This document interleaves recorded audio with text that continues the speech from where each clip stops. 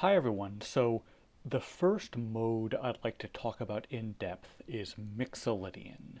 Now Mixolydian is a mode in the major family. It sounds like this.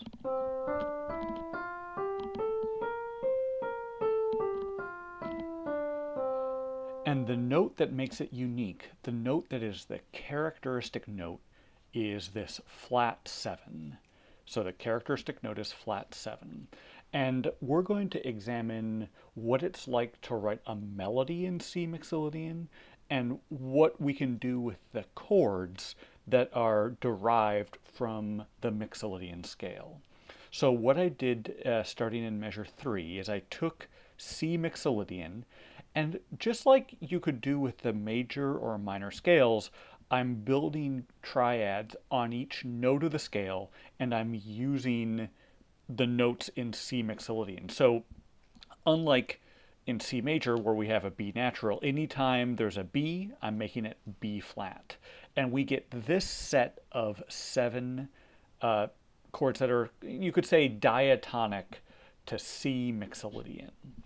So when we talk about chords in modal music, we're going to divide chords into basically two categories: tonic chords, which are stable, and then cadence chords, which are unstable. And actually, the definition of these chords in a more technical way is really actually quite simple. Tonic chords are going to be 1. Uh, in different modes, it might be 1 minor. Here it's 1. And then cadence chords uh, are going to be chords that have the characteristic note as a chord tone. Uh, there is one other category of chord, and that's going to be an avoid chord. Uh, and for avoid chords, we're going to avoid diminished or minor 7 flat 5 chords. And the reason why we're avoiding them is modal music is really fragile. We are so conditioned to hear major tonality that when we hear C Mixolydian, it's easy to accidentally write something that ends up being in relative major, in F major. And diminished chords are so unstable that they tend to pull us into relative major. So as we look at this set of triads, and I'm going to stick to triads for now, although we could also look at sevenths.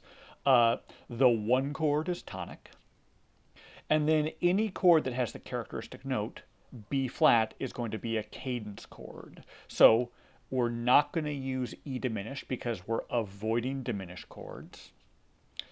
But G minor has B flat as a chord, so this is a cadence chord. And B flat obviously has B flat as a chord tone. It's the root of that chord. So as I begin to think about writing chord progressions that embrace the sound of C Mixolydian, I'm going to use a lot of the 1 chord, and then I'm going to use 5 minor and flat 7 as cadential chords. So I'm going to put cadential chords in like weak metric positions so that they can resolve back to 1. Uh, like I said before, modal music is really fragile, so you want to use a lot of the 1 chord, a lot of tonic, and then you use the cadence chords as variety and to create some instability. So here I've written a melody in C Mixolydian. It's very simple, and I've written a melody that purposefully kind of sounds like a folk song. So here's the melody.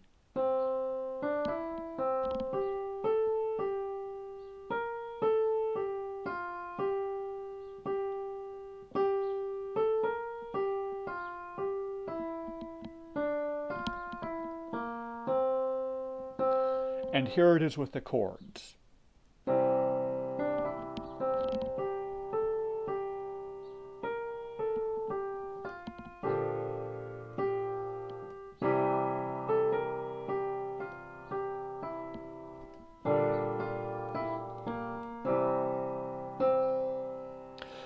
So the way I wrote this is I started with a very simple idea using, starting on scale degree 1, I'm going to 5.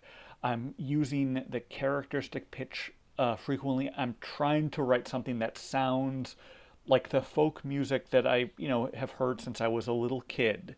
And then in weak metric positions, or here this is a weak metric position, it's the fourth measure of a four measure phrase, I put a cadence chord. I'm putting flat 7, and that resolves back to 1.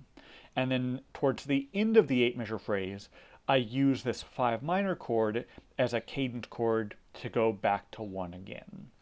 This is the type of music that I'm like you to try to write in this first week.